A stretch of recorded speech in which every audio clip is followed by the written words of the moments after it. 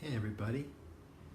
So last night I was coaching a group of women in the financial services industry, women who, a lot of them are stay-at-home moms that are starting their own career in financial services, or women that have jobs and they're looking to get out of that job and to have their own financial services business.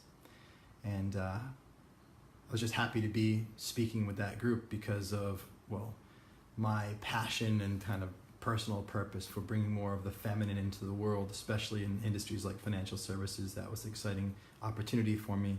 So being able to serve them and help that was exciting.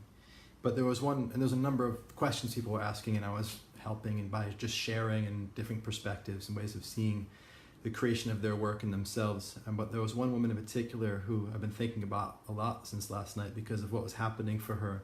Of course, I see happening for me, but I see it happening in people a lot, and I think it's super, super important to be aware of and to work on because it's like a doorway or a gateway to all of your ability to create yourself.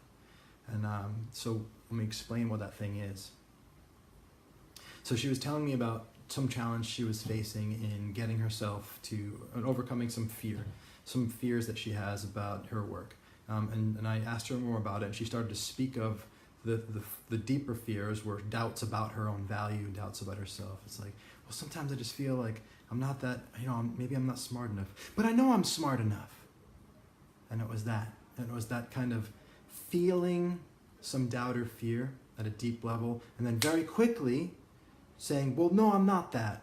And taking the ideal of the self, the greater self that from some other level you have the capacity to be, and like slapping that on top of this doubt or fear that's deeper down, right?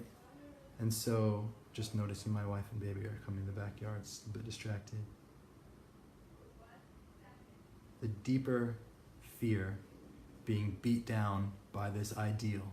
And what happens though in that moment is that there's a kind of spiritual bypass, right? There's the opportunity to see a subconscious potential or subconscious pattern in yourself that's trying to rear its head. And in that same moment of you're seeing it, you're so quick. It's like as soon as it comes up, it's like bang. It's like those games at the arcade where you used to like bobble, how you have to hit the heads down. As soon as it comes up, bam! No, I'm not that. No, I'm not that. But the thing that happens is when you do that, you miss the opportunity to actually be with this thing, be with the doubt, be with the fear. And if you don't be with it, it actually strengthens, banging the head down. Like those things always come back, right? They don't go anywhere. They just go down and they come back up. They go down and they come back up. And the more you do that, actually, I don't know if it gets worse, but it definitely doesn't get better. So that's one thing that people do when they notice a doubt or a fear coming up. Another thing that they do is to not just to bang it back down, but just to turn their head. Whoa, I didn't see that. No, that didn't happen. No, that didn't have that feeling. Let me just ignore that, right? That's also not very useful. Here's another thing that people do sometimes where they notice a feeling and they notice a thought or way of behaving and they say, okay, I have to look at it. And they'd say, I'm so stupid for thinking that. I'm stupid. And so it's like I have a doubt or a fear that's less than the ideal. Instead of ignoring it, instead of like saying, no, I'm not that really quickly, there's like a judgment for even thinking that about yourself. So it's like first you judge yourself as stupid and then you judge yourself for judging yourself that you're stupid. It's like meta judgment. That's also not useful. So all of these are ways of responding to an internal cognitive dissonance. They're all non-useful ways of responding to an internal cognitive dissonance. And so the reason I call this the gateway to all self-creation is because if your relationship to the internal experience of cognitive dissonance is non-useful, then you're closing off the doorway, the gateway to all of your capacity to change yourself and to change who you are. So the first thing is to be able to see this relationship. Sometimes it's a lot easier with a coach, somebody that's on the outside that can point out how you're relating to yourself because we just do it so automatically and we're like embedded in it. Sometimes it's hard to see. So the first thing is start to look for that. So look for it on your own. It's like, what am I actually doing when I have a thought about myself, when I have a doubt or a fear or I have an uncomfortable feeling? First is where somebody asked me yesterday, how do you know what your limiting thoughts are? I ask people and they just don't know. Well, what is your feeling? What's your limiting feeling? Go there first. Sometimes it's easier to feel what we're feeling than it is to know what we're thinking. Feel what you're feeling. What's the thought associated with that? What are you thinking? What's the idea? And then from there, what do you do? What's your habitual response when you feel that? When you feel something and you have a thought about yourself that you don't like, that doesn't match your ideal, or of what you also know that you are in your heart, or from an idealized version of yourself. Where is that? What do you do when you feel that?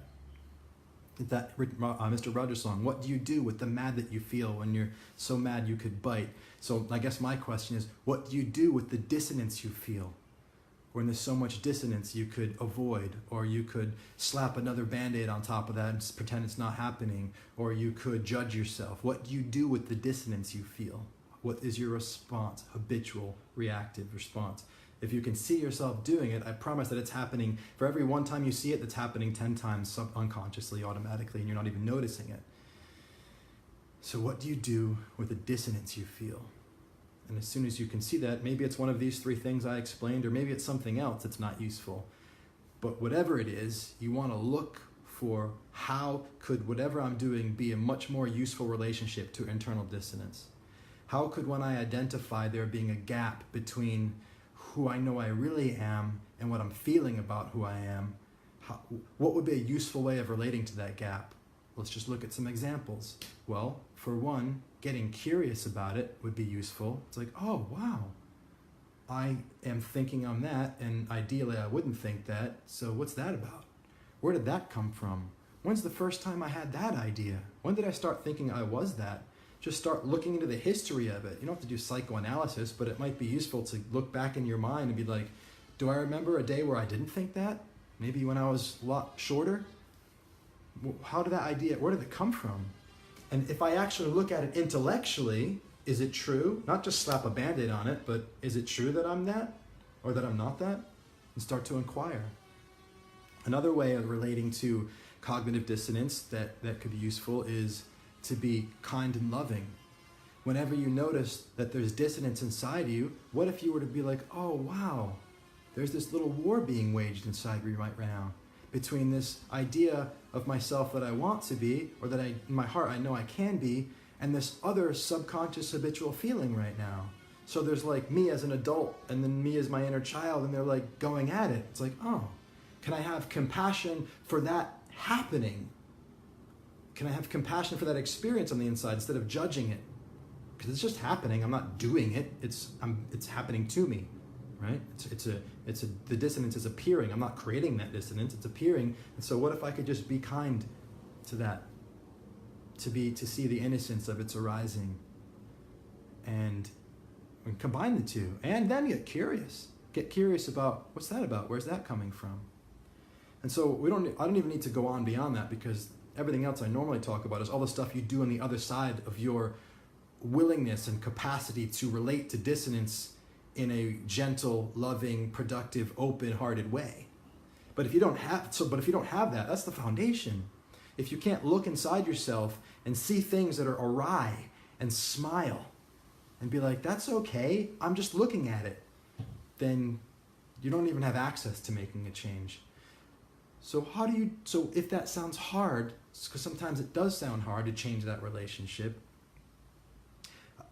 how could one make it easier to have a relationship to cognitive dissonance, which is loving, which is non-judgmental, which is curious, as opposed to the other stuff we talked about before? In my personal experience, I find myself having a better relationship with my experience of cognitive dissonance as a result, almost like a secondary gain of disassociating from this thinking body as who I am. The more I disidentify with the body and the things that occur inside my mind and the thoughts that arise and the feelings I have and having, the more I disidentify with that, and the more I'm able to disassociate from an cognitive dissonance as who I am. Like, oh, I'm not, it's me. I'm like, no, I'm not. It's like, there's just a dissonance thing happening over here inside this thinking body. It's over here, but like it's a conscious witnessing of it. And the more I can see that happening, the more disassociated I am from it, the more it's just this thing happening, the less it's about me, who I really am.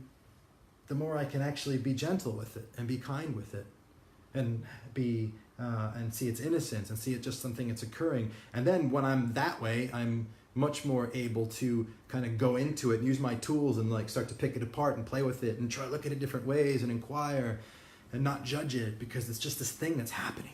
It's just this thing that's happening inside this body mind called JP Morgan, but like it's not real. It's just showing up.